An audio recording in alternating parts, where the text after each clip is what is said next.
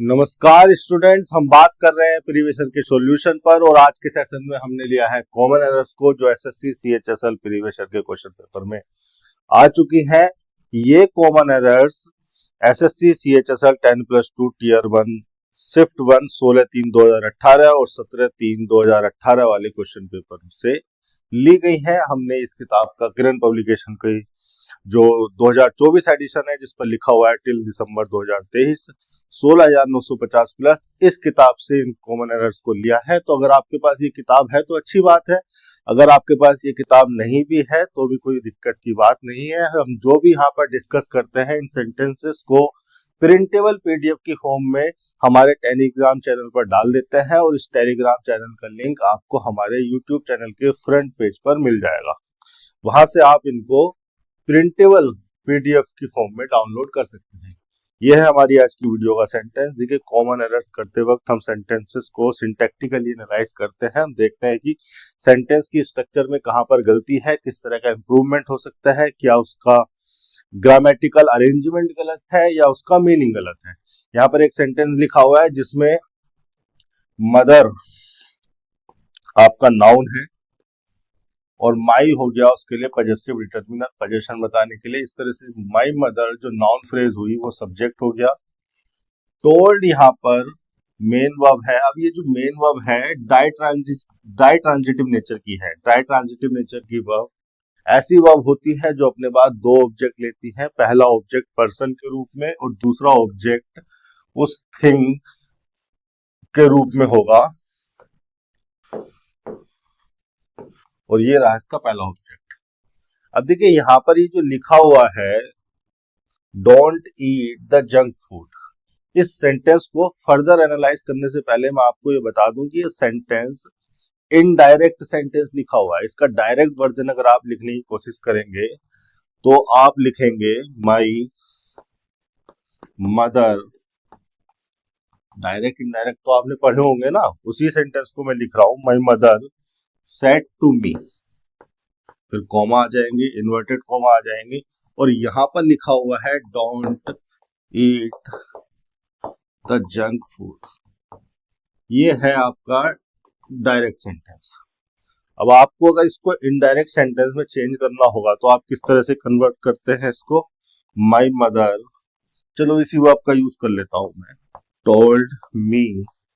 अब ये जो लिखा हुआ है आपके सामने, ये एक इंपेरेटिव क्लोज लिखी हुई है। जब आप इंपेरेटिव क्लोज को इनडायरेक्ट सेंटेंस में लिखते हैं तो आप इन्फिनेटिव लगाकर जोड़ देते हैं। नोट में लगाऊंगा क्योंकि नेगेटिव मीनिंग यहाँ पर कन्वे हो रहा है। ईट के मीनिंग को निगेट करने के लिए मैंने पहले नोट एडवर्ब लगाया, उसके बाद मैंने लिखा infinitive, not to eat the junk food. ठीक है, तो ये सेंटेंस जो है डायरेक्ट है और ये इसका इनडायरेक्ट है। यही सेंटेंस आपको ऊपर दिया गया है लेकिन गलत लिखा हुआ है। वो ऐसे क्योंकि देखिए, टोल्ड जो है डाई ट्रांजिटिव नेचर की वर्ब है, उसका पहला ऑब्जेक्ट हो गया पर्सन, दूसरा ऑब्जेक्ट हो गया वो इंफॉर्मेशन जो कि बताई गई। अब जो बताई गई इंफॉर्मेशन है उसको हेल्पिंग वर्ब से स्टार्ट किया जा रहा है। हेल्पिंग वर्ब तब आती है सेंटेंस में जब किसी मेन वर्ब की हेल्प करनी हो, कोई सब्जेक्ट लगा हो, सब्जेक्ट ना भी हो तो इंपरेटिव क्लोज हो। अब ये जो इंपरेटिव क्लोज थी ये अब इस सेंटेंस का, इस स्ट्रक्चर का पार्ट है। अब आप इसको इंपरेटिव वर्जन में नहीं लिख सकते, इंपरेटिव स्ट्रक्चर में नहीं लिख सकते। अब आप इसको लिखेंगे इन्फिनेटिव की तरह, to eat the junk food. Not आपको लगाना पड़ेगा एडवर्ब के रूप में ईट के मीनिंग को निगेट करने के लिए। अब इस सिचुएशन में टोल्ड का पहला ऑब्जेक्ट तो मी हो गया, दूसरा ऑब्जेक्ट हो गया ये इन्फिनेटिव जिसको मैं नाउन कंसीडर करूंगा और जो कि एक एक्टिविटी को रिफर कर रहा है। टेल वर्ब की अगर मैं आपको स्ट्रक्चर बताऊं तो आपने नोटिस भी की होगी, टेल जिसको कि मैं डाई ट्रांजिटिव नेचर की वर्ब कह रहा हूं, अपने बाद दो ऑब्जेक्ट लेती है। पहला ऑब्जेक्ट तो कोई पर्सन होता है, अब ये पर्सन नाउन के रूप में भी हो सकता है, कोई प्रोनाउन भी लिखा हो सकता है, और दूसरा ऑब्जेक्ट वो इंफॉर्मेशन या वो थिंग होगी। अब इस इंफॉर्मेशन को आप कई तरह से लिख सकते हैं। आप कोई नाउन या कोई नाउन फ्रेज यहां पर लिख दीजिए, पहला तरीका हो गया। दूसरा तरीका हो गया आप यहां पर कोई डेट क्लोज लिख दीजिए। डेट क्लोज इस सिचुएशन में टेल का दूसरा ऑब्जेक्ट है, और ऑब्जेक्ट का मतलब वो क्या है, एक नाउन क्लोज है। ये डेट क्लोज, ये नाउन क्लोज आपने लिख दी उस इंफॉर्मेशन को रिफर करने के लिए जिस इंफॉर्मेशन को बताया गया है। तीसरी सिचुएशन में आप 2 + V1 इन्फिनेटिव भी लगा सकते हैं। इन्फिनेटिव यहाँ पर नाउन के फंक्शन में होगा और वो उस एक्टिविटी को रिफर कर रहा होगा जिस एक्टिविटी को करने के लिए कहा गया है या बताया गया है। तो यहाँ पर सेंटेंस की सही स्ट्रक्चर हो जानी थी, told me not to eat the junk food. Helping verb से आप इसकी शुरुआत नहीं कर सकते। हेल्पिंग वर्ब से आप शुरुआत इसकी तब कर सकते थे जब आपका ये डायरेक्ट वर्जन था, तब ये इंपरेटिव क्लोज लिखी थी। अब ये एक सेपरेट क्लोज है, तभी तो इन्वर्टेड कोमा लगा के इसको सेपरेट किया गया है। लेकिन जब आप इसका इनडायरेक्ट वर्जन लिखेंगे तो आपको इस इंपरेटिव क्लोज को इस सेंटेंस की स्ट्रक्चर से जोड़ना होता है, फिर आप इसको हेल्पिंग वर्ब से नहीं जोड़ सकते, ठीक है, फिर आपको इसे इन्फिनेटिव से जोड़ना होता है। तो ये आपके सामने सेंटेंस था। एक ऑप्शन और था यहाँ पर, अगर आप यहाँ पर नोट नहीं लगाना चाहते हैं तो टोल्ड और नोट दोनों के मीनिंग को कन्वे करने वाली एक वर्ब लिख दीजिए, फॉरबेड। फॉरबेड यहाँ पर लिख दीजिए। उस सिचुएशन में आपको नोट लिखने की जरूरत नहीं पड़ेगी। मतलब इस सेंटेंस को आप इस तरह से लिख सकते हैं, माई मदर फॉरबिड। फॉरबिड जो है ये फॉरबिड का सेकंड फॉर्म है। My mother forbid me to eat the junk food. मतलब नोट के मीनिंग को ही आपने इस नोट के मीनिंग को, उस नेगेटिव मीनिंग को आपने इस वर्ब से कन्वे कर दिया, तो यहाँ पर नोट लगाने की आवश्यकता नहीं है। ये और इसका इंप्रूव्ड वर्जन है। लेकिन आप तो कॉमन एरर कर रहे हैं, कॉमन एरर कर रहे हैं तो यहाँ पर तो ऑप्शन है नहीं हमारे पास। यहीं पर हमें जो है गलती निकालनी पड़ेगी तीसरे पार में। डोंट ईट की जगह नोट टू ईट हमें करना पड़ेगा। ये हो गया 139। 140 देख लेते हैं। ठीक है, एक बड़ा सा सेंटेंस आपको लिख कर दिया गया है डराने के लिए, लेकिन गलती बहुत जरा सी होगी, बस पकड़ में आनी चाहिए आपको। सेंटेंस की स्ट्रक्चर देखते ही समझ में आनी चाहिए कि क्या स्ट्रक्चर आपको दी गई है, किस तरह का इंप्रूवमेंट यहाँ पर जरूरी है। मैरिजेस देखेंगे यहाँ पर, यहाँ एक काउंटेबल नाउन दिया गया है और प्लूरल फॉर्म में दिया गया है। अर्ली हो गया है इसके लिए एडजेक्टिव, ये हो गया नाउन। इस तरह से ये जो नाउन फ्रेज हो गई हमारी, ये हो गया हमारा सब्जेक्ट।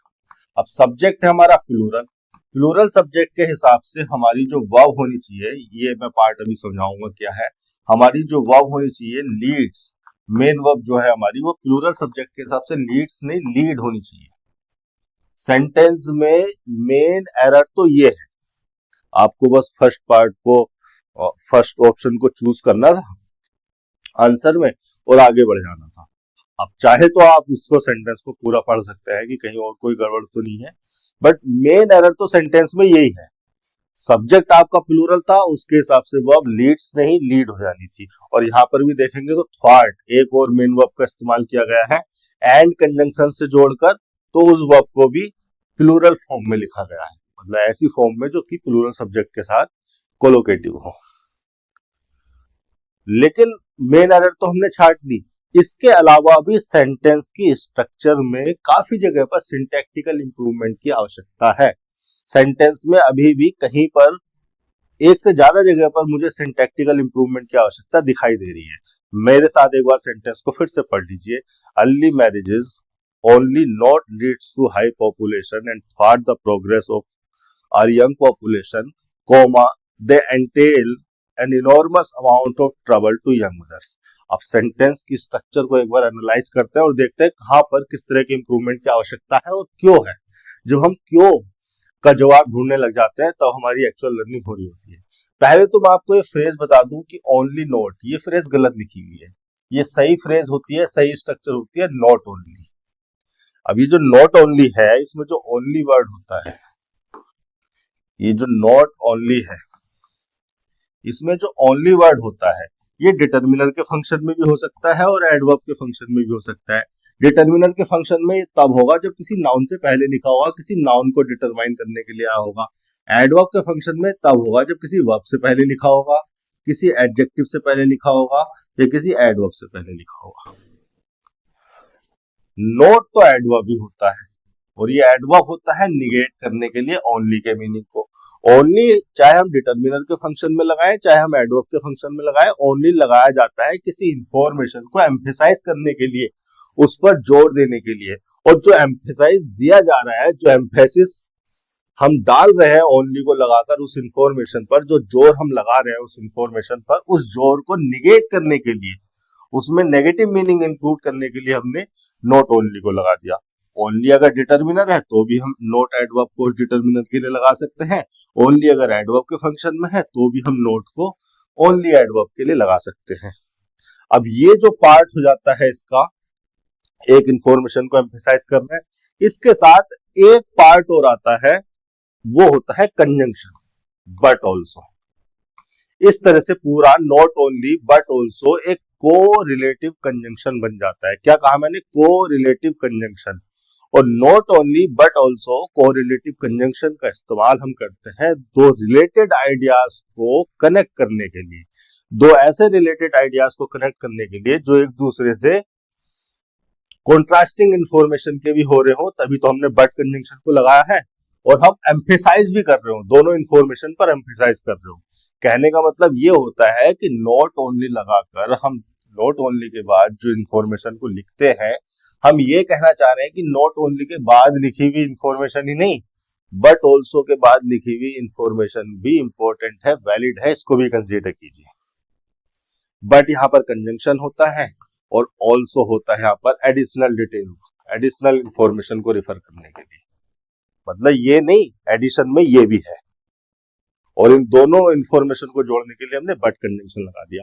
बट के बारे में आपको पता है कि बट एक तरह का कोऑर्डिनेट नेचर का कंजंक्शन है, और कोऑर्डिनेट नेचर के कंजंक्शन सिमिलर स्ट्रक्चर को जोड़ते हैं। सिमिलर स्ट्रक्चर कह लीजिए या पैरेलल स्ट्रक्चर कह लीजिए या सेम रैंक की स्ट्रक्चर या सेम ऑर्डर की स्ट्रक्चर। मतलब है कि अगर आप बट कंजंक्शन का इस्तेमाल कर रहे हैं नॉट ओनली बट ऑल्सो में, तो आप नॉट ओनली के बाद अगर नाउन लिख रहे हैं तो बट ऑल्सो के बाद भी नाउन ही लिखा होगा, क्योंकि बट सिमिलर स्ट्रक्चर को जोड़ता है, नाउन को नाउन से जोड़ता है। अगर यहाँ पर नॉट ओनली के बाद एडजेक्टिव वर्ब या एडवर्ब लिखा है तो यहाँ बट ऑल्सो के बाद भी एडजेक्टिव वर्ब या एडवर्ब लिखा होगा, क्योंकि बट कंजंक्शन वर्ब को वर्ब से जोड़ेगा। फिर जोड़ने का काम तो यही कर रहा है ना, ओनली तो एम्फेसाइज करने के लिए कर रहा है, और नॉट का काम है उसको निगेटिव मीनिंग कन्वे करना, ऑल्सो का काम है किसी भी इंफॉर्मेशन को एडिशनल इंफॉर्मेशन की तरह रिफर करना। तो जोड़ने का काम तो बट कंजंक्शन ही कर रहा है, और वो कोऑर्डिनेट नेचर का कंजंक्शन है। कोऑर्डिनेट नेचर का कंजंक्शन सिमिलर रैंक के स्ट्रक्चर को जोड़ता है, मतलब वर्ब को वर्ब से जोड़ेगा, एडजेक्टिव को एडजेक्टिव से जोड़ेगा। ये बेसिक बातें हैं नॉट ओनली बट ऑल्सो के बारे में। तो नॉट ओनली बट ऑल्सो को इस्तेमाल करने की कोशिश की गई है आपके सेंटेंस में, लेकिन उसको ठीक से इस्तेमाल नहीं किया गया। शायद ये आपको कंफ्यूज करने के लिए किया गया हो। कई बार एग्जामिनर इस तरह की स्ट्रक्चर आधी अधूरी आपको लिख कर दे देता है ताकि आपको कंफ्यूज कर सके, और आप मेन गलती पता होते हुए भी सेंटेंस को छोड़ के रहा है, यार ये क्या लिखा हुआ है मेरी समझ में नहीं आ रहा। ओनली नॉट नहीं होना था, नॉट ओनली होना था। इस सिचुएशन में अब इस ओनली को आप एडवर्ब कंसीडर कर लोगे, क्योंकि वर्ब से पहले लगाया गया है वर्ब को एम्फेसाइज करने के लिए। नॉट एडवर्ब आ गया नेगेटिव मीनिंग को कन्वे करने के लिए, इस एम्फेसिस को निगेट करने के लिए। अब जब वर्ब से पहले हमने नॉट ओनली को लगाया है तो वर्ब से पहले ही बट ऑल्सो आना चाहिए। बट ऑल्सो यहां आ जाएगा। एडिशनल इंफॉर्मेशन हमारी ये है एंटेल। एंटेल का मतलब होता है टू इंक्लूड। ठीक है, ये जो थ्वार्ट वर्ब लगाई गई है, लीड और थ्वार्ट दोनों को एक साथ ही नॉट ओनली एम्फेसाइज कर देगा, क्योंकि एंड कंजंक्शन से जोड़ा हुआ है हमने। ये तो पहली क्लोज का पार्ट है, दूसरी क्लोज आपकी यहां से स्टार्ट हो रही है। अब यहां पर भी अगर आप ध्यान देंगे तो ऑल्सो को लगाना है आपको एंटेल से पहले, और बट को लगाना है आपको दे से पहले। वो इसलिए क्योंकि बट कंजंक्शन का काम कर रहा है और वो क्लोजेस को जोड़ने के काम में आ जाएगा। ऑल्सो एडिशनल इंफॉर्मेशन को रिफर करने के लिए लगाया गया है, और एडिशनल इंफॉर्मेशन हमारी ये वर्ब है। ओनली अगर वर्ब को एम्फेसाइज कर रहा है तो ऑल्सो भी वर्ब से पहले लगाया जाना चाहिए। तो सही स्ट्रक्चर हो जाएगी यहाँ पर, early marriages not only lead to high population and thwart the progress of our young population, but they also entail an enormous amount of trouble to young mothers. अगर आप इस तरह का स्प्लिट नहीं चाहते हैं, बट और ऑल्सो को एक साथ लिखना चाहते हैं, तो दे को हटाई दो ना, सब्जेक्ट आपका कॉमन हो गया। उस सिचुएशन में आपने एक ही कॉमन सब्जेक्ट के लिए दो वर्ब लगा दी, not only leads, not only lead to high population and thwart the progress but also entail. आपने इस सब्जेक्ट को हटा दिया क्योंकि सब्जेक्ट आपको कॉमन था। फिर दो क्लोज नहीं बची, एक ही क्लोज है, एक ही सेंटेंस है, क्योंकि आपने सब्जेक्ट कॉमन कर दिया। इस तरह का इंप्रूवमेंट यहाँ पर चाहिए था। बाकी का तो सेंटेंस जो है सिंपल से लिखा हुआ है। लीड यहाँ पर इंट्रांजिटिव नेचर की वर्ब है, ऑब्जेक्ट इसके बाद आना नहीं था, प्रीपोजिशन लगाकर हमने ऑब्जेक्ट लिखा हाई पॉपुलेशन। फिर उसके बाद एंड कंजंक्शन लगाया गया लीड और थ्वार्ट को जोड़ने के लिए। थ्वार्ट का मतलब है to stop something from happening, to stop something from happening, कुछ भी हो रहा है उसको होने से रोक देना, थ्वार्ट कर देना, प्रिवेंट कर देना। ट्रांजिटिव नेचर की वर्ब है तो उसके बाद उसका ऑब्जेक्ट लिखा था प्रोग्रेस। प्रोग्रेस को फर्दर रिलेट करने के लिए, बताने के लिए किसकी प्रोग्रेस की बात की जा रही है, ऑफ प्रीपोजिशन लगाकर उसका ऑब्जेक्ट लिख दिया, और यंग पॉपुलेशन। ठीक है, बट ऑल्सो या बट दे ऑल्सो एंटेल का मतलब हो गया include N enormous amount of travel. Amount का मतलब अमाउंट नाउन हो गया, इनॉर्मस हो गया इसके नाउन मॉडिफायर यानी कि एडजेक्टिव। इनॉर्मस का मतलब वेरी बिग, वेरी लार्ज, विशाल। अब किसके अमाउंट की बात हो रही है बताने के लिए ऑफ प्रीपोजिशन लगाकर ट्रेवल लगा दिया object. To young mothers, to preposition और प्रीपोजिशन के बाद उसका ऑब्जेक्ट। देखिए यहाँ पर टू प्रीपोजिशन लगाया गया क्योंकि यंग मदर्स को हम रिसिपिएंट की तरह रिफर कर रहे हैं, वो एंटिटीज या वो पर्सन्स जो ट्रबल को रिसीव करेगी। आप यहाँ पर फोर प्रीपोजिशन भी लगा सकते हैं अगर आप यंग मदर्स को अफेक्टेड पार्टी की तरह रिफर कर रहे हैं, अफेक्टेड पार्टीज या अफेक्टेड पीपल या अफेक्टेड पर्सन्स की तरह रिफर कर रहे हैं तो आप फोर प्रीपोजिशन भी लगा सकते हैं। बल्कि मेरा ये कहना है कि फोर प्रीपोजिशन ज्यादा सुटेबल होगा स्ट्रक्चर में, सही तो टू भी है। अब कहने की बात ये इतना मैंने आपको इसलिए समझाया कि कहीं अगर इस तरह की स्ट्रक्चर लिखी हुई आ जाती है तो आपका दिमाग चले, आपकी खोपड़ी खुल जाए। गलती तो यहीं पर थी, लेकिन सेंटेंस में बहुत जगह जो है इंप्रूवमेंट की आवश्यकता थी। सेंटेंस को इसी तरह से दिया गया है आपको कंफ्यूज करने के लिए, तो कंफ्यूज नहीं होना है, अपने कॉन्सेप्ट के साथ जो है जुड़े रहो, और जो मेन गलती आपको दिख रही है उसी मेन गलती पर टिक करके आओ। सब्जेक्ट तो प्लूरल है, प्लूरल सब्जेक्ट के हिसाब से लीड्स तो किसी हालत में हो ही नहीं सकती। हाँ, यहाँ पर भी जो है आपने गड़बड़ की हुई है, लेकिन इस गड़बड़ को हम इग्नोर कर सकते हैं, इसको जो है हमें टिक करना था। योग्य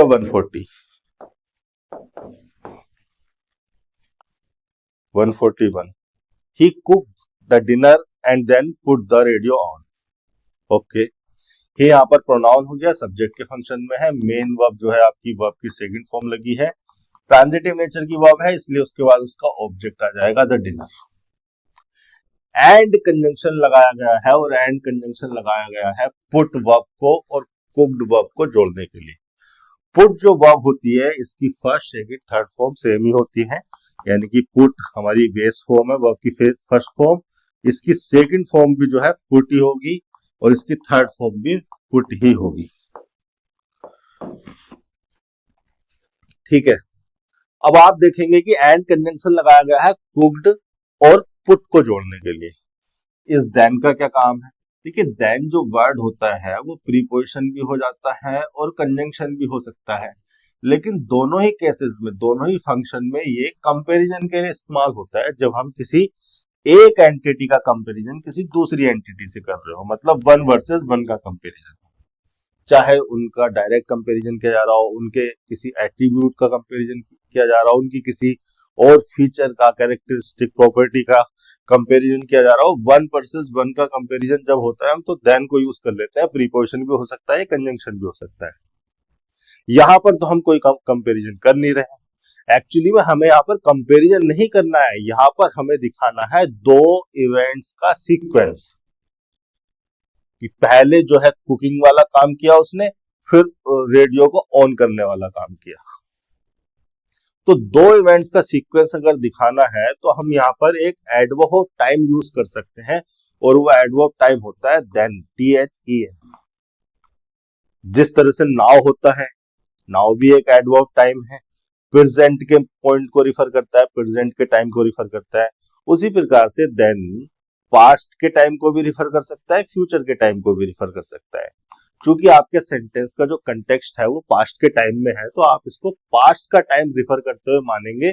और देन को यहाँ पर इस्तेमाल किया जाना चाहिए ये बताने के लिए कि कुक वाला काम हुआ, फिर उसके बाद ये वाला काम हुआ, दो इवेंट्स के सीक्वेंस को रिफर करने के लिए, इसीलिए उसको वर्ब से पहले लगा दिया।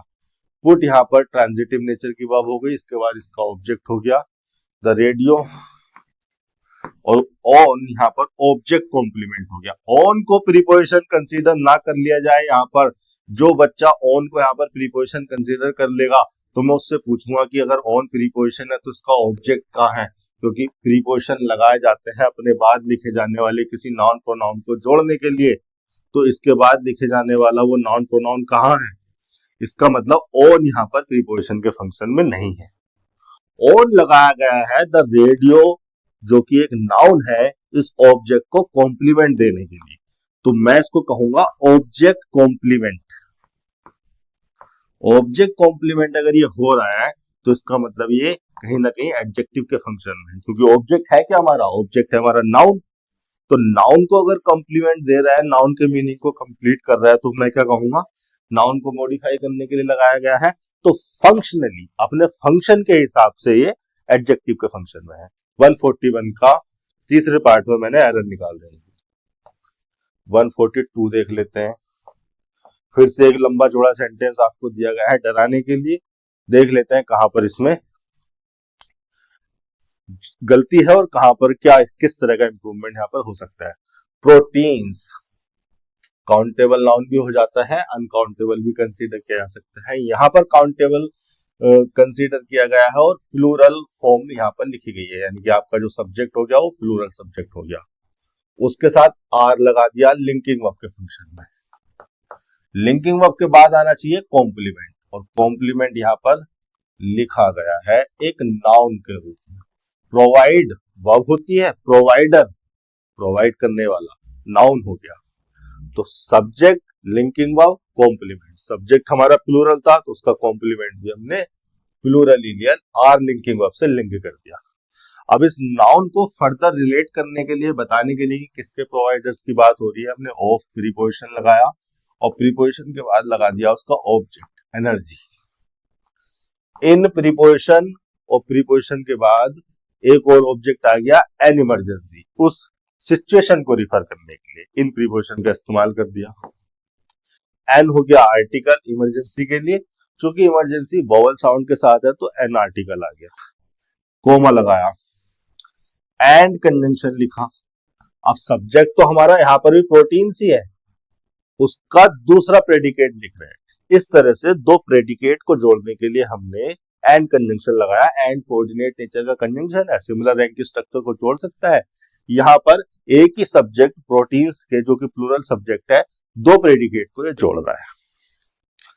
आर प्राइमरीली यूज्ड, अब देखिए यहाँ पर ये जो आर है ये लिंकिंग वर्ब नहीं है, ये है हेल्पिंग वर्ब, और यूज्ड वर्ब की थर्ड फॉर्म है, और बी की फॉर्म वर्ब की थर्ड फॉर्म के साथ जब यूज हो जाती है तो मैं उसको कहता हूं पैसिव स्ट्रक्चर। अभी एक और बड़ी गहराई की बात बताऊंगा यहां पर, और प्राइमरीली जो है एडवर्ब हो मैनर लग गया, इस मैनर, इस यूज्ड के मैनर को रिफर करने के लिए, ठीक है। हालांकि बाद में लगाया जाना चाहिए था, शुरू में भी लगा जाए तो कोई दिक्कत नहीं है। बाद में सेंटेंस की स्ट्रक्चर ऐसी है, अगर प्राइमरीली को बाद में लगाते तो कंफ्यूजन हो जाता कि ये यूज्ड के लिए इस्तेमाल हो रहा है या बिल्डिंग के लिए इस्तेमाल हो रहा है या ब्लॉकिंग के लिए इस्तेमाल हो रहा है, तो उसको पहले लगा दिया, कोई दिक्कत नहीं है। एडवर्ब जो है अपनी कंटेक्स्ट के हिसाब से, रिक्वायरमेंट के हिसाब से फ्लेक्सिबल होते हैं, अपने प्लेस को लेकर इधर उधर वो हो सकते हैं। एडवर्ब मैनर को ट्रांजिटिव वर्ब के ऑब्जेक्ट के बाद लगाया जाना चाहिए या इंट्रांजिटिव वर्ब के बाद लगाया जाना चाहिए, ये सही बात है, लेकिन ये कोई ऐसा स्ट्रिक्ट फंडामेंटल कॉन्सेप्ट नहीं है, कोई फंडामेंटल रूल नहीं है कि हाँ ये फिक्स कर दो। बहुत सारे एडवर्ब माइनर है जो शुरू में भी आ जाते हैं, वो स्ट्रक्चर के हिसाब से जहां पे हमें सही लगता है हम लगा देते हैं। And are primarily use. अब देखिए आपको एक बड़ी गहराई की बात मैं यहाँ पे बताता हूं कि यहाँ पर आर को लिखने की जरूरत क्यों पड़ी। सब्जेक्ट हमारा दोनों प्रेडिकेट के लिए कॉमन था,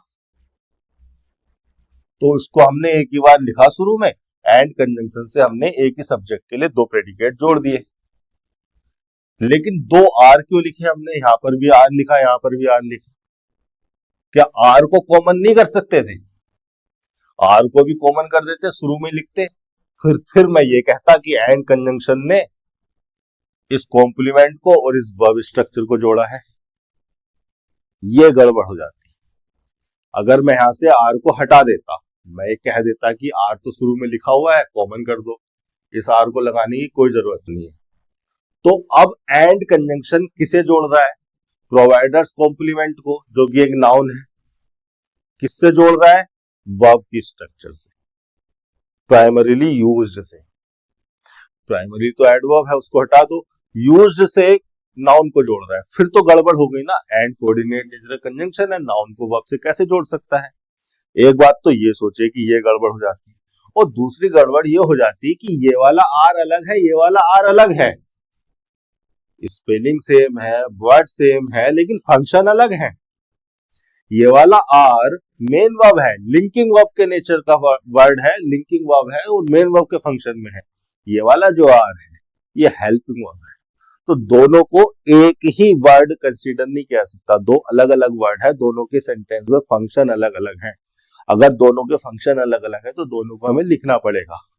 हम किसी भी इस वाले को एलिमिनेट नहीं कर सकते थे, हम ये नहीं कह सकते थे कि उस वाले को कॉमन कर दो शुरू में। तो दो तरह की यहाँ पर जो है प्रॉब्लम हो जाती है, इसलिए आर को यहाँ पर लिखा गया।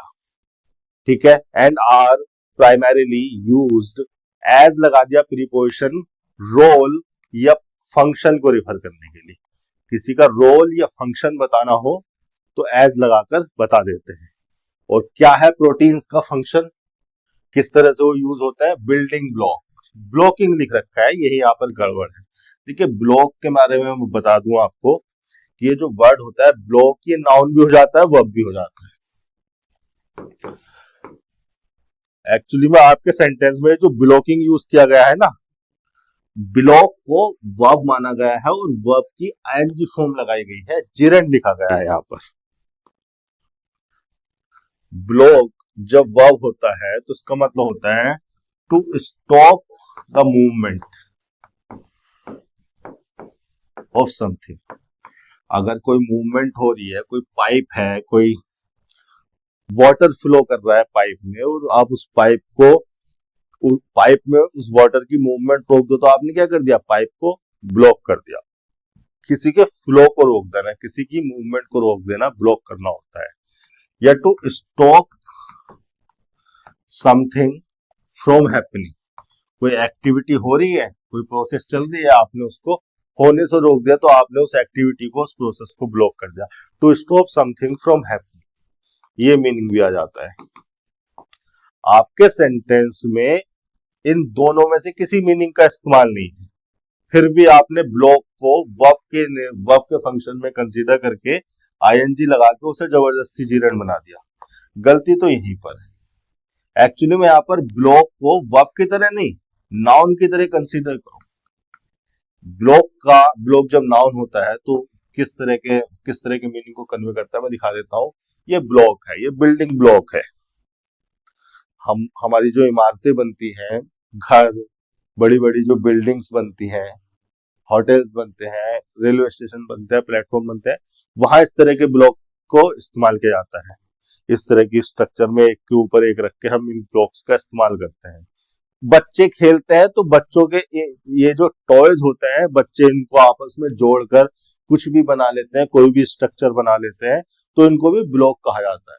जब मैंने ब्लॉक को गूगल पे लिखा तो ये 2-3 इमेज आई आपको बताने के लिए। ब्लॉक उस फंडामेंटल कंपोनेंट को या उस फंडामेंटल यूनिट को कहा जा सकता है जिसके द्वारा, बेसिक यूनिट, फंडामेंटल का मतलब सबसे छोटी इकाई, सबसे बेसिक, उस फंडामेंटल यूनिट को ब्लॉक कहा जा सकता है जिसके जिसका इस्तेमाल करके, जिसका यूज करके बड़ी बड़ी स्ट्रक्चर बनाई जाती है। तो आपके सेंटेंस में जो ब्लॉक वर्ड का इस्तेमाल किया गया है, तो क्या वो इस तरह के ब्लॉक को रिफर करने के लिए किया गया है? नहीं। मेटाफोरिकल सेंस में आपके सेंटेंस में ब्लॉक को इस्तेमाल किया गया है बेसिक यूनिट को रिफर करने के लिए। बेसिक यूनिट को रिफर करने, बेसिक यूनिट या फंडामेंटल कंपोनेंट की जो प्रोटीन्स है वो बेसिक यूनिट्स है, फंडामेंटल कंपोनेंट्स है ग्रोथ और रिपेयर के लिए। फंडामेंटल कंपोनेंट्स, ठीक है, and are primarily used as building block. Block भी नहीं, ब्लॉक्स लिखो क्योंकि सब्जेक्ट आपका प्लूरल है, तो उसका जो रोल पर्पस है वो इसी तरह से रिफर करना जो सही रहेगा। Building blocks. अब बिल्डिंग जो है ये वर्ब की आईएनजी फॉर्म हो गई। इसको जो है, अब देखिए ये, अब आपके पास दो तरह की सिचुएशन आ गई।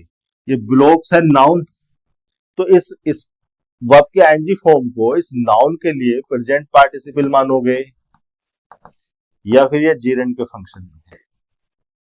यहां पर एक बड़ा से गहरा सा कॉन्सेप्ट मैं आपको बताने वाला हूं। भाई ब्लॉकिंग तो नहीं होगा, ब्लॉक्स होगा जो कि एक नाउन है। अब इस नाउन से पहले जो वर्ब की आईएनजी फॉर्म लगी है बिल्डिंग, इसको आप प्रेजेंट पार्टिसिपल कंसीडर करोगे या जीरेंड कंसीडर करोगे? ज्यादातर बच्चे कहेंगे प्रेजेंट पार्टिसिपल है सर। ये बच्चा अगर बिल्डिंग को आपने प्रेजेंट पार्टिसिपल कंसीडर कर लिया तो आप क्या कहना चाह रहे हो कि प्रेजेंट पार्टिसिपल इस ब्लॉक्स नाउन के लिए एडजेक्टिव हो गया। और प्रेजेंट पार्टिसिपल एडजेक्टिव जिस नाउन के लिए इस्तेमाल किए जाते हैं वही नाउन उनका डूअर होता है, मतलब ये एक्टिव मीनिंग को कन्वे करते हैं। तो क्या ब्लॉक किसी चीज को बिल्ड कर रहा है? नहीं, ब्लॉक तो बिल्डिंग वाला काम नहीं कर रहा ना। ऐसा तो नहीं है ब्लॉक आया 500 रुपए दिए ब्लॉक को, ब्लॉक हमारा मकान बनाकर चला गया, बिल्डिंग करके चला गया। इट मींस इसको प्रेजेंट पार्टिसिपल मानना एक बहुत बड़ी गलती है। एक्चुअली में ये जो वर्ब की आईएनजी फॉर्म है ये भी जीरेंडी लिखी हुई है। इस प्रकार से दो नाउन को जोड़कर एक कंपाउंड नाउन बनाया गया है। बिल्डिंग ब्लॉक्स का मतलब है blocks for building purpose. Blocks, भाई बिल्डिंग ब्लॉक्स का मतलब क्या है, इसका मीनिंग निकाल लो ना आप। बिल्डिंग ब्लॉक्स का मतलब है ब्लॉक्स फॉर बिल्डिंग।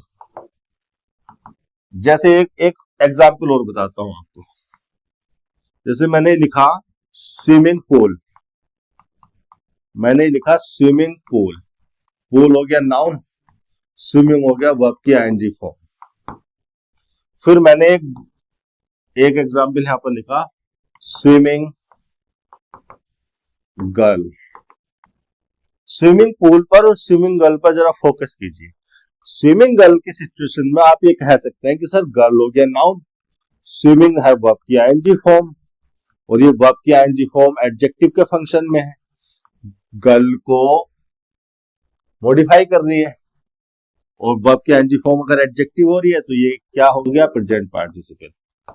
फिर मैं आपसे कहूंगा कि बच्चा आप सही कह रहे हो कि वर्ब की आईएनजी फॉर्म एडजेक्टिव जो कि प्रेजेंट पार्टिसिपल कही जाती है, वो प्रेजेंट पार्टिसिपल जिस नाउन के लिए इस्तेमाल होते हैं वो नाउन ही उनका डूअर होता है, मतलब एक्टिव मीनिंग कन्वे कर रही होती है वर्ब की आईएनजी फॉर्म प्रेजेंट पार्टिसिपल के रूप में। स्विमिंग को यूज किया गया है अगर गर्ल को मॉडिफाई करने के लिए, तो गर्ल ही स्विमिंग कर रही है, गर्ल स्विम कर रही है। हम ऐसी गर्ल की बात कर रहे हैं जो कि हमारे सामने है, स्विम कर रही है, हमने कह दिया उसको देख के स्विमिंग गर्ल। लेकिन क्या इस सिचुएशन में ये बात वैलिड है? पूल अगर नाउन है और आप स्विमिंग को कह दोगे कि सर स्विमिंग प्रेजेंट पार्टिसिपल बना दो, यानी कि एडजेक्टिव बना दो पूल के लिए, तो मैं कहूंगा कि प्रेजेंट पार्टिसिपल जिस नाउन के लिए इस्तेमाल होते हैं वही उनका डूअर होता है। तो क्या पूल यहां पर स्विम कर रहा है? नहीं।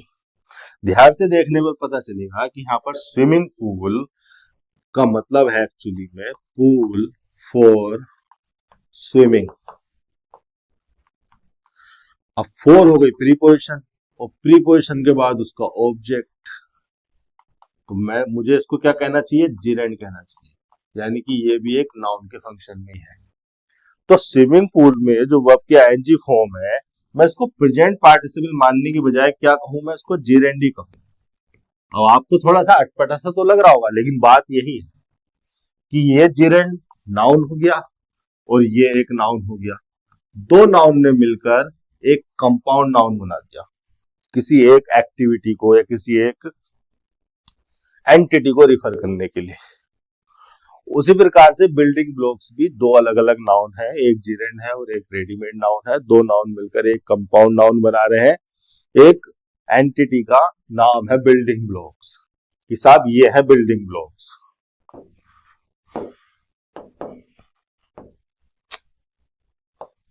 ठीक है, ये हो गया बिल्डिंग ब्लॉक्स का केस हमारा। उसके बाद फॉर प्रीपोजिशन, पर्पस को रिफर करने के लिए। प्रीपोजिशन के बाद उसका object, growth and repair and conjunction से जोड़ दिया। ग्रोथ नाउन को, रिपेयर नाउन को, दो नाउन को एंड कंजंक्शन से जोड़ दिया। रिपेयर को फर्दर बताने के लिए किसके रिपेयर की बात हो रही है, ऑफ प्रीपोजिशन लगा दिया और प्रीपोजिशन के बाद इसका ऑब्जेक्ट आ गया। मैनी बॉडी टिश्यूज, टिश्यूज यहाँ पर नाउन है, काउंटेबल नेचर का है। बॉडी को एडजेक्टिव की तरह यूज किया जा रहा है। मैनी हो गया डिटर्मिनर। मैनी एक ऐसा डिटर्मिनर है जो काउंटेबल नाउन के लिए इस्तेमाल किया जाता है, एक से ज्यादा के लिए इस्तेमाल किया जाता है। मैनी का मतलब मोर देन वन। तो हमने हमारा जो नाउन था उसको प्लूरल फॉर्म में यूज किया क्योंकि हमने मैनी लगा दिया था। 142 का क्या लगाना था आपको, दूसरे ऑप्शन में गलती बतानी थी, ब्लॉकिंग नहीं ब्लॉक्स कर देना था। बाकी सेंटेंस की स्ट्रक्चर मैंने आपके सामने एक्सप्लेन कर दी है। आगे चल लेते हैं। 143, Mark won all the award for the categories in which he was nominated. Mark यहाँ पर हमारा नाउन है जो कि सब्जेक्ट के फंक्शन में है। वॉन यहाँ पर मेन वर्ब है, ट्रांजिटिवली इसको यूज किया गया है। इसके बाद लिखा जाना चाहिए इसका ऑब्जेक्ट। कहाँ है इसका ऑब्जेक्ट, इसका ऑब्जेक्ट लिखा है ऑल द अवार्ड, पूरा का पूरा। अब देखिए, अगर मैं ऑल की बात करूं, अवार्ड यहाँ पर नाउन है, द इसके लिए आर्टिकल हो गया, तो ऑल किस फंक्शन में है, ऑल किस किस फंक्शन में हो सकता है, पहले तो सवाल ये होना चाहिए। ऑल जो वर्ड है वो एडवर्ब भी हो सकता है। जब ये एडवर्ब होगा तो इसका मतलब होगा कंप्लीटली। इसके अलावा ये प्रोनाउन हो सकता है। जब ये प्रोनाउन होगा तो ये काउंटेबल नाउन के साथ भी यूज हो सकता है। काउंटेबल नाउन के साथ यूज होगा तो प्लूरल काउंटेबल नाउन के साथ ही यूज होगा। अनकाउंटेबल नाउन के साथ भी इसको यूज कर सकते हैं, उस सारी की सारी टोटल अमाउंट को रिफर करने के लिए। इसी प्रकार से ऑल को डिटर्मिनर के फंक्शन में भी यूज किया जा सकता है। जब डिटर्मिनर के फंक्शन में यूज होगा तो सबसे पहली बात तो ये अनकाउंटेबल नाउन के साथ भी यूज हो सकता है, काउंटेबल नाउन के साथ भी यूज हो सकता है। यहां पर काउंटेबल नाउन के लिए यूज हो रहा था, यहां पर काउंटेबल नाउन के साथ यूज होगा। काउंटेबल नाउन के साथ जब यूज होगा तो ऑल प्लूरल काउंटेबल नाउन के साथ यूज होगा। All plus plural countable noun. जब अनकाउंटेबल के साथ होगा तो टोटल अमाउंट को रिफर करने के लिए ऑल प्लस अनकाउंटेबल नाउन। एक चीज और, ऑल जब डिटर्मिनर के साथ, डिटर्मिनर के फंक्शन में यूज किया जाता है तो चाहे वो काउंटेबल नाउन के साथ यूज हो चाहे वो अनकाउंटेबल नाउन के साथ यूज हो, दोनों ही सिचुएशन में वो बाकी के सारे डिटर्मिनर से पहले आ जाता है। ऑल को लिखेंगे आप और उसके बाद अदर डिटर्मिनर्स, जितने भी डिटर्मिनर हो, एक हो, दो हो, तीन हो, उन सबसे पहले ऑल आ जाएगा। जैसे मैं all my friends, all my, all the money, तो ऑल को मैंने माई से इन दोनों वाले डिटर्मिनर से पहले लगाया है, तो ऑल को बाकी के डिटर्मिनर से पहले लगाए, ये बात ध्यान रखें। तो देखिए ऑल को यहां पर भी पहले लगाया गया है। लेकिन आप यहां पर देखेंगे ये जो अवार्ड है तो काउंटेबल नाउन है। काउंटेबल नाउन से पहले अगर हम ऑल को लगा रहे हैं तो इसका मतलब ये तो मोर देन वन होगा, ज्यादा होंगे। यहां पर क्या करना पड़ेगा आपको, इसको प्लूरल करना पड़ेगा। अगर एक ही होता तो ऑल लगाने की जरूरत क्या थी, द वर्ड लिख देते। एक से ज्यादा होंगे, ज्यादा की यूनिट होगी तभी तो ऑल लगाकर उसको रिफर किया गया है, तो ऑल हो गया यहाँ पर डिटर्मिनर, और द आर्टिकल से पहले, दूसरे डिटर्मिनर से पहले आ जाएगा। Mark one all the words for the categories, for preposition हो गया, प्रीपोजिशन के बाद उसका ऑब्जेक्ट हो गया, इन विच प्रीपोजिशन, प्रीपोजिशन के बाद उसका ऑब्जेक्ट, विच यहाँ पर रिलेटिव प्रोनाउन के फंक्शन में है। ही वाज नॉमिनेटेड, ही यहाँ पर प्रोनाउन यानी कि सब्जेक्ट हो गया। Was nominated, be plus verb की थर्ड फॉर्म पैसिव स्ट्रक्चर यहाँ पर बन रहा है। ही को नॉमिनेट किया गया है, ही ने किसी को नॉमिनेट नहीं किया। ही वाज नॉमिनेटेड, अब वो जिसमें नॉमिनेटेड किया गया था उस कैटेगरीज को रिफर करने के लिए यहाँ पर इन प्रीपोजिशन लगाना था, और इन प्रीपोजिशन के बाद लिखना था द कैटेगरीज। अब कैटेगरीज तो फॉर प्रीपोजिशन का ऑब्जेक्ट हो गया मेन क्लोज में, इस क्लोज में इन प्रीपोजिशन का ऑब्जेक्ट तो उसको बना नहीं सकते, तो हमने क्या किया, एक रिलेटिव प्रोनाउन लिखा, और ये रिलेटिव प्रोनाउन से रिलेट किया हमने द कैटेगरीज को इस सबऑर्डिनेट क्लोज में, और ये रिलेटिव प्रोनाउन को इन प्रीपोजिशन का ऑब्जेक्ट बना दिया। ठीक है, ये 143 का दूसरे ऑप्शन में मैं गलती निकालूंगा, ऑल द वर्ड नहीं होगा, ऑल द वर्ड्स होगा। ये 144 क्या लिखा है, you will spend most of your time gaping in awe at the Kailash temple, but that isn't only gem that Ellora has to offer. ठीक है, एक बड़ा सा सेंटेंस दिया गया आपको डराने के लिए, आपको कंफ्यूज करने के लिए, गलती बड़ी जरा सी है, मामूली सी है। एक बार मैं फटाफट सेंटेंस को आपके सामने एनालाइज कर देता हूं, आप खुद देखेंगे कि सेंटेंस की स्ट्रक्चर कोई बहुत ज्यादा मुश्किल नहीं है। यू डबल एल, इसका मतलब हो गया यू विल, कॉन्ट्रैक्टेड फॉर्म लिखी गई है।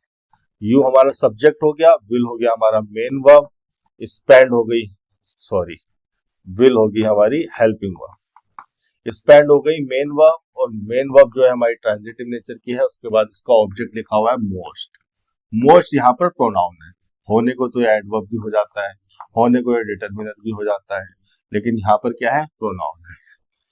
प्रोनाउन को फर्दर हमने एसोसिएट कर दिया कि किसके मोस्ट की बात हो रही है। मोस्ट का मतलब लार्जेस्ट अमाउंट ऑफ समथिंग, तो largest amount of your time gapping की बात की जा रही है। ऑफ प्रीपोजिशन, और प्रीपोजिशन के बाद उसका ऑब्जेक्ट लिखा है your time gapping. Gapping noun हो गया, इस नाउन को फर्दर मॉडिफाई करने के लिए किस गैपिंग की बात की जा रही है, टाइम लगा दिया हमने, टाइम हो गया यहाँ पर एडजेक्टिव, योर हो गया पजेसिव डिटरमिनर।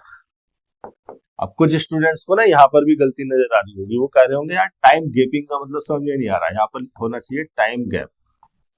बच्चे टाइम गैप भी सही हो जाता है, टाइम गैपिंग भी सही हो जाता है, मीनिंग में बस थोड़ा सा डिफरेंस आएगा, थोड़ा क्या काफी डिफरेंस आ जाएगा। देखिए टाइम गैप, टाइम गैपिंग, गेपिंग जो एक वर्ड है, गेपिंग जो एक वर्ड है, इसका मतलब होता है वाइड ओपन। कोई भी चीज जो वाइड ओपन है, इस तरह से चौड़ी करके खुली हुई किसी भी चीज को हम गेपिंग कह सकते हैं, किसी भी हॉल को हम गेपिंग कह सकते हैं। यहाँ पर तो नाउन की तरह इस्तेमाल हो रहा है, लेकिन कहीं ना कहीं इस वाइड ओपन के मीनिंग को यहाँ भी कन्वे कर रहा है। टाइम गैप का मतलब हो जाएगा दो इवेंट्स के बीच के टाइम पीरियड को हम टाइम गैप कहते हैं। यहां पर कोई इवेंट हुआ इस टाइम पर, यहां पर कोई इवेंट हुआ इस टाइम पर, तो बीच में जितना भी टाइम पीरियड है वो क्या है, टाइम गैप। तो इसका मतलब हो गया period of time between two events, two events के बीच का जो टाइम पीरियड है उसको हम टाइम गैप कहते हैं। टाइम गैपिंग का मतलब हो जाएगा large undefined amount of time. Open की बात कर रहे हैं ना, लार्ज अनडिफाइंड, जिसको डिफाइन ही नहीं किया गया, इतना amount of time, large undefined amount of time को हम टाइम गैपिंग कह देते हैं। तो यहां पर इसी लार्ज अनडिफाइंड अमाउंट टाइम को रिफर किया गया है। You will spend most of your time gaping in awe, in preposition हो गया, उस प्रीपोजिशन के बाद ये ऑब्जेक्ट हो गया। एक्चुअली में इन प्रीपोजिशन लगाया गया है एक स्टेट को रिफर करने के लिए, और ये स्टेट है ऑ। आउ का क्या मतलब होता है?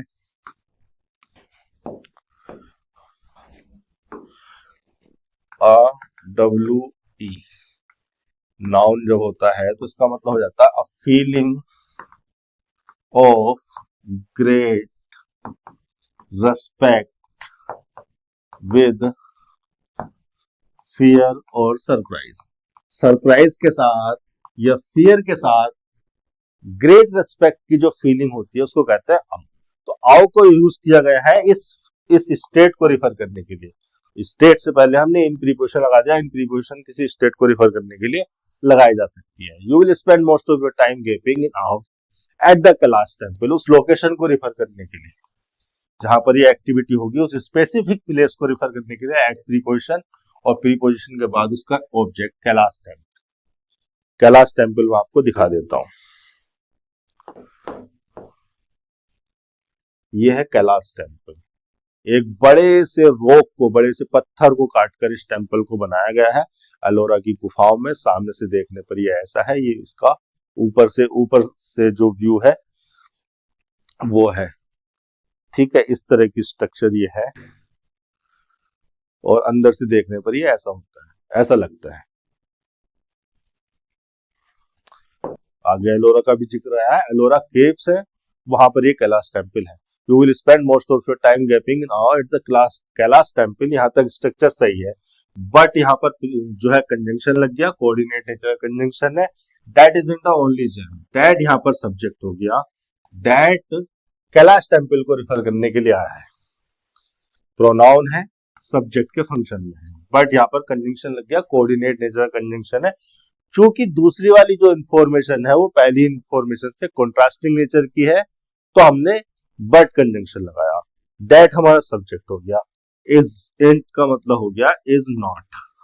सब्जेक्ट हमारा सिंगुलर था तो उसके हिसाब से इज भी सही है, नॉट भी सही है, एडवर्ब लग गया नेगेट करने के लिए उस स्टेट को। ओनली जैम, इस पर जरा ध्यान दीजिए। जैम हमारा नाउन हो गया, ओनली हो गया इस जैम के लिए, चूंकि नाउन से पहले लगाया तो डिटर्मिनर हो गया। आ लगा है इस ओनली के लिए, सॉरी आर्टिकल है जिसको कि जैम के लिए होना चाहिए। ठीक है, वाकई में इसको जैम के लिए होना चाहिए। अब यहां पर जरा दो बातें नोटिस कीजिए। पहली बात तो ये कि ये जो ओनली है ये वोवल साउंड के साथ है। अगर वोवल साउंड के साथ लिखे हुए वर्ड के साथ हमें आर्टिकल लिखना है तो हम ए नहीं लिखेंगे, एन लिखेंगे। लेकिन अगर हम इसको लिख देते एन ओनली जैम तो क्या ये सही हो जाता? फिर भी ये गलती होता। क्यों? वो इसलिए क्योंकि जो ओनली डिटर्मिनर है जिसको नाउन जेम को मॉडिफाई डिटरमाइन करने के लिए लगाया गया है, ये वन या सिंगल को ही तो रिफर करता है। ओनली का मीनिंग क्या है? कोई एक ही जेम तो होगा जिसको हम ओनली जेम कह रहे हैं। भाई ओनली का मतलब वन, ओनली वर्ड से वन या सिंगल का ही तो रेफरेंस आता है। जब ओनली वर्ड हमने लगा दिया वन या सिंगल का रेफरेंस देने के लिए तो हमें ए या एन लगाने की आवश्यकता क्या है? ए या एन लगाने की जरूरत है ही नहीं। तो चाहे ए लगाते एन लगाते, दो नहीं कर, मतलब वोवल साउंड की वजह से ए नहीं एन लगाया जाना चाहिए था, लेकिन एन लगाकर भी वो गलत हो जाता है क्योंकि ओनली वन और सिंगल का ही मीनिंग दे रहा है, वन और सिंगल का ही रेफरेंस वो दे रहा है। अब आगे की स्ट्रक्चर अगर आप ध्यान से देखेंगे तो इस जैम के बारे में फर्दर बताने के लिए, आगे बताने के लिए डैट कंजंक्शन जोड़कर एक रिलेटिव क्लोज लगाई गई है। डैट यहां पर कंजंक्शन हो गया,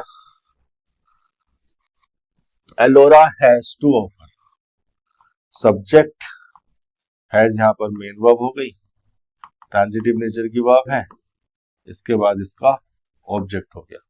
अब ये ऑफर खुद एक ट्रांजिटिव नेचर की वर्ब है, इसको ऑब्जेक्ट की आवश्यकता है, इसका ऑब्जेक्ट हो गया ये that relative pronoun. That relative pronoun है, कंजंक्शन हो गया, मतलब ऑब्जेक्ट के फंक्शन में है। अब जैम के बारे में फर्दर आगे बताने के लिए, उसको फर्दर डिफाइन करने के लिए हमने एक रिलेटिव क्लोज लगाई है, और दैट क्लोज लगाकर, रिलेटिव क्लोज लगाकर अगर हमने जैम को डिफाइन कर दिया कि हम कौन से वाले जैम की बात कर रहे हैं, तो जैम हो गया डेफिनिट। अगर ये डेफिनिट हो गया तो हमें लगाना चाहिए आर्टिकल यहां पर द। ठीक है, तो ये हो जाएगा that is not the only gem that Ellora has to offer. तीसरे पार्ट में मुझे गलती बतानी थी। 144 का 3 अ ओनली जैम या एन ओनली जैम ने लिखकर आप लिखिए द ओनली जैम। ओके, आज के सेशन में इतने ही सेंटेंस है। देखिए, मैं आपसे पहले भी कह चुका हूं कि अगर आपको किसी भी स्ट्रक्चर में, किसी भी कॉन्सेप्ट में, किसी भी सेंटेंस में, चाहे इस वीडियो का हो, किसी और वीडियो का हो या कहीं का भी हो, आप कहीं पर भी सेंटेंस को जो है प्रैक्टिस कर रहे हैं, आपको कोई भी डाउट आता है तो बेझिझक आप मुझे कमेंट सेक्शन में लिख सकते हैं। आज के सेशन में इतना ही, धन्यवाद।